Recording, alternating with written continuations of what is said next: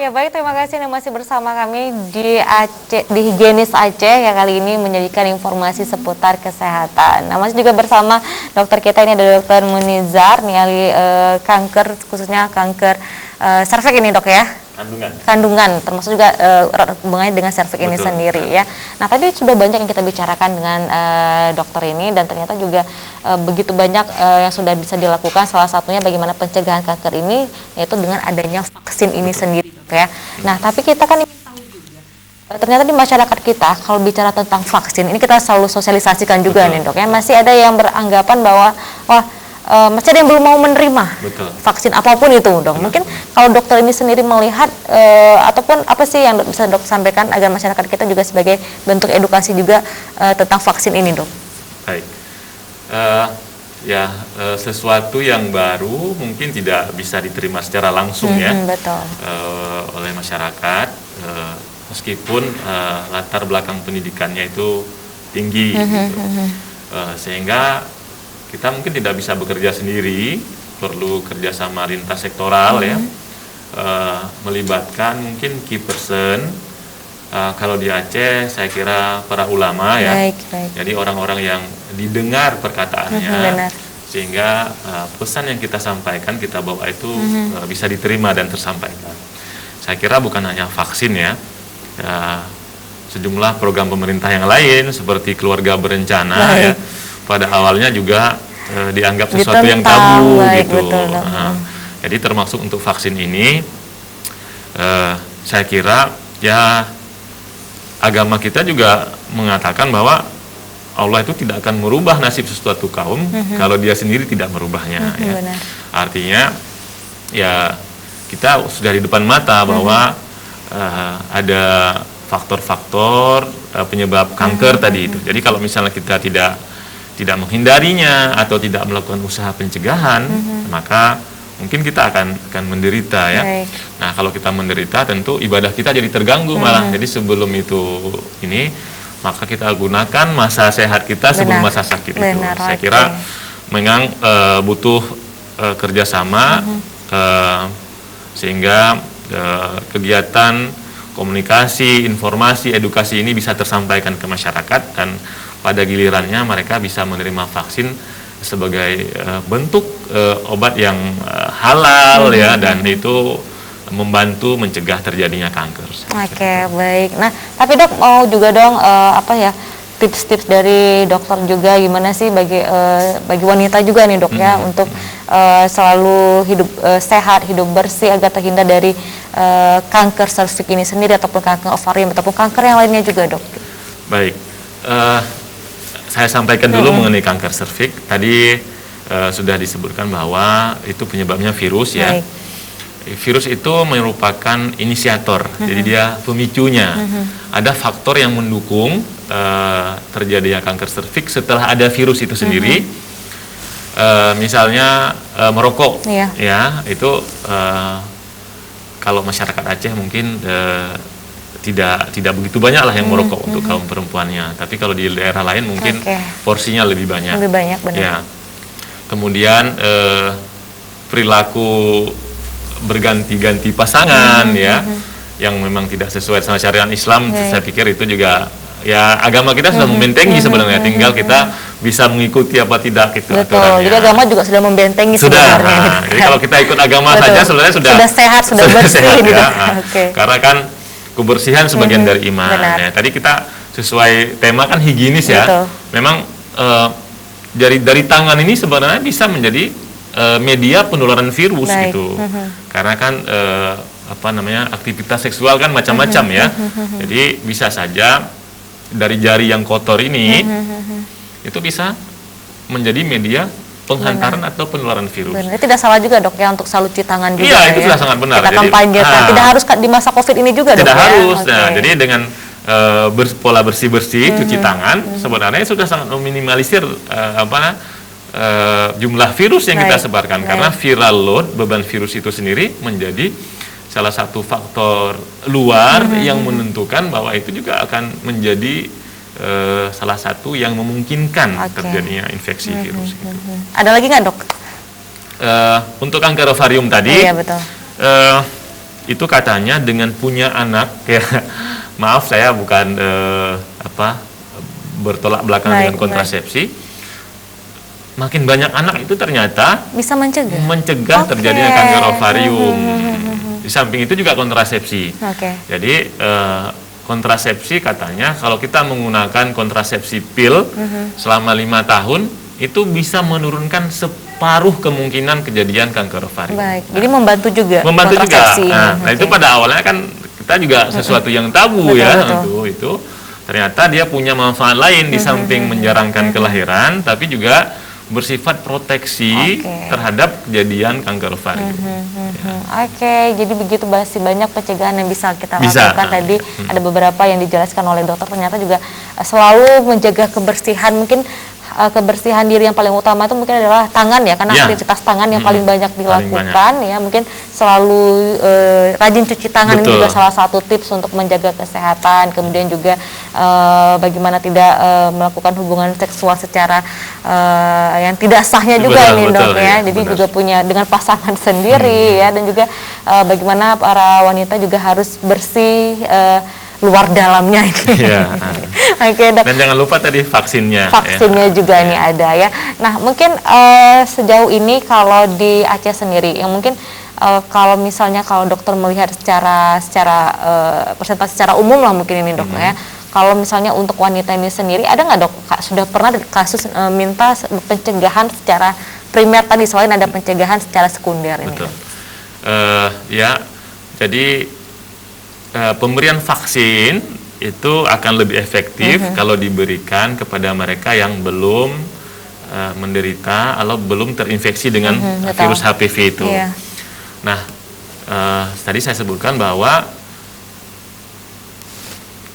terinfeksi dengan virus ini lebih banyak lewat hubungan seksual. Jadi memang sejatinya sebelum aktivitas seksual ini terjadi, sebaiknya sudah diberikan vaksin ya, karena hampir 90% penularannya lewat aktivitas seksual.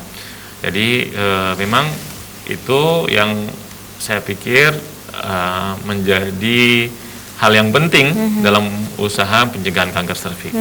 Nah, untuk saat ini sudah tersedia vaksin di Indonesia, sudah tersedia di Aceh juga ada. Saya pernah memberikan vaksin untuk beberapa pasien ya. Tadi ada serotipenya 16-18, ada juga yang 4 serotipe.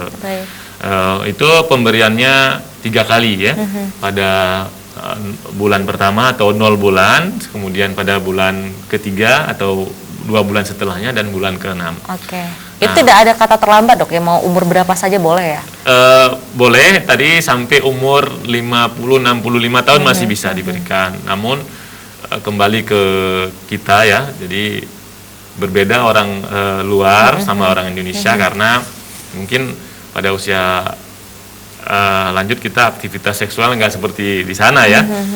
Jadi memang idealnya sudah diberikan pada usia 9 sampai 26 tahun ya, karena di periode inilah infeksi HPV ini sangat tinggi ya. Jadi kalau HPV sudah masuk ke dalam tubuh, pada lesi yang ada di serviks tadi, dia itu sebenarnya akan dihilangkan lagi atau mengalami regresi sendiri setelah 2 tahun.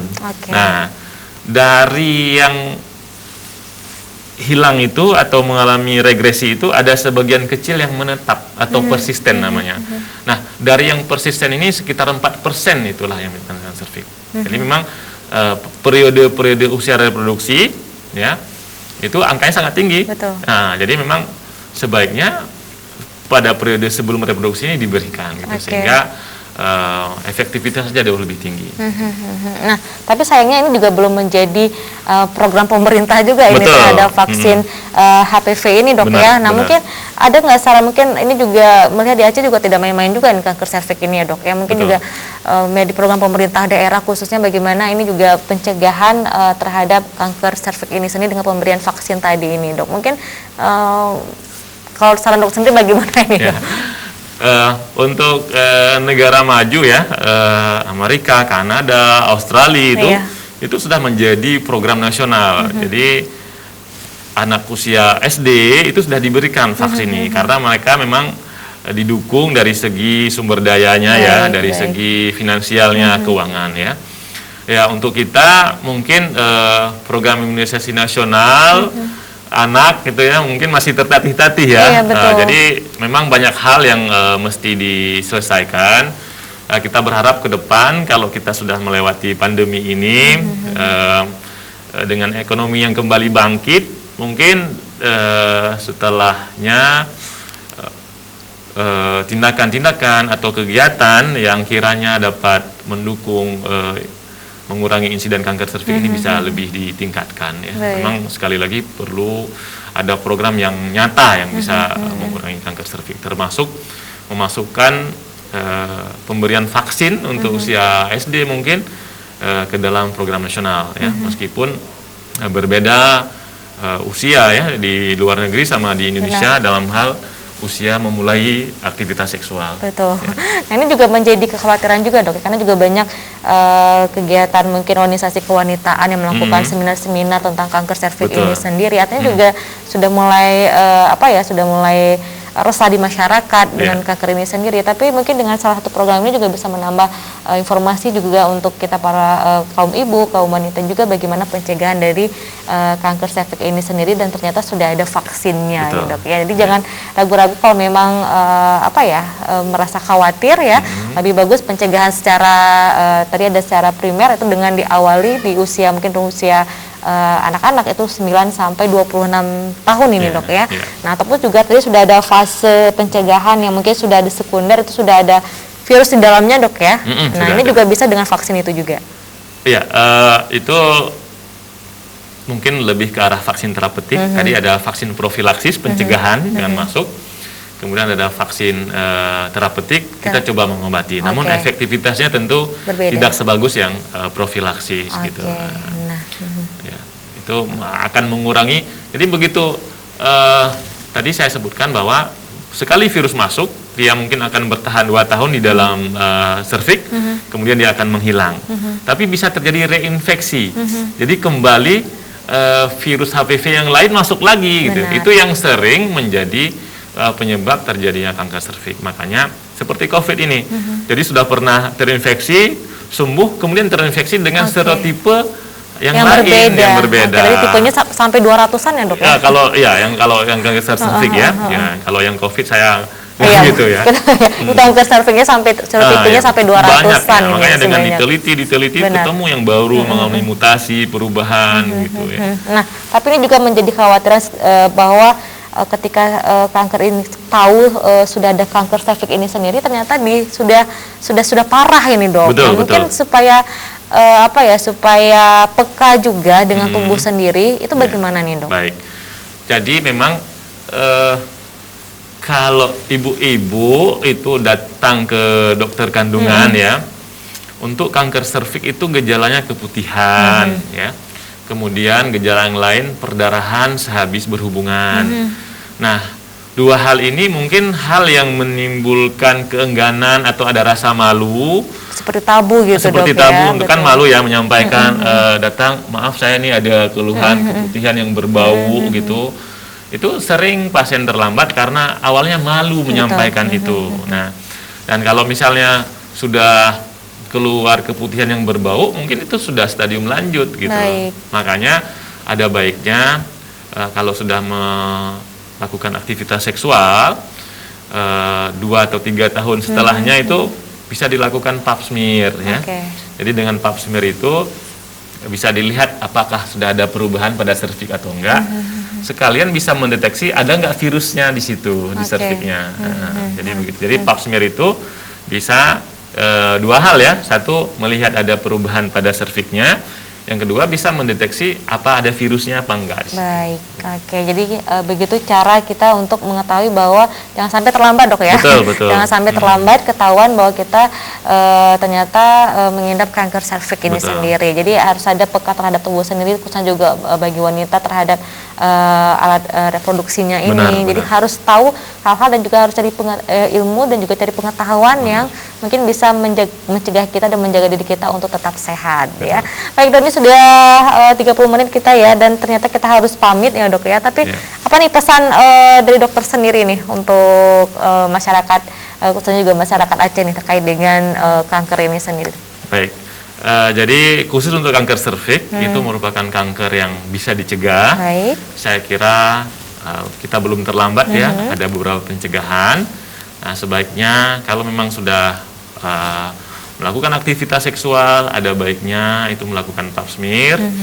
Dan apabila ada keluhan-keluhan seperti yang saya sampaikan tadi, ada keputihan, ada perdarahan sehabis berhubungan, jangan malu, jangan ragu memeriksakan diri ke dokter, karena memang saat ini kita sudah menyebarkan dokter SPOG itu di hampir semua kabupaten. Oke, semua kabupaten ada ini. Sudah ada SPOG. Di rumah sakitnya sudah ada Sudah Dok ada ya. SPOG. Tapi untuk dokter kandungan yang membidangi kanker itu masih terkonsentrasi di Rumah Sakit Pendidikan Zainal Abidin ya. Ya, saya rasa. Oke, baik. Nah, terima kasih Dr. Munizar atas Sama-sama. kesempatan dan juga informasi yang diberikan cukup berguna sekali untuk Ya, kita di sini mudah-mudahan ya. berguna ya. Mudah-mudahan berguna. Jadi sesuai dengan tema kita tadi nih ya, dapatkah vaksin mencegah kanker? Iya, Ya. Dok ya, yaitu kanker serviks dengan adanya vaksin HPV ini sendiri. Dan jadi banyak pencegahan yang dapat dilakukan. Nah, untuk itu carilah informasi sebanyak mungkin ya untuk menambah dan juga mencegah dari kanker serviks ini sendiri. Nah, pemirsa, terima kasih bagi Anda sudah mengikuti kami terus tadi ya. Sekali lagi sebelum saya akhiri, Higienis Aceh saya selalu mengingatkan kembali cegah penyebaran COVID-19 dengan mengingat pesan ibu, yaitu selalu menerapkan 3M dengan memakai masker, mencuci tangan, dan menjaga jarak. Nah, bersama kita putuskan rantai penyebaran virus corona menuju Indonesia sehat, Indonesia maju. Wassalamualaikum warahmatullahi wabarakatuh. Waalaikumsalam.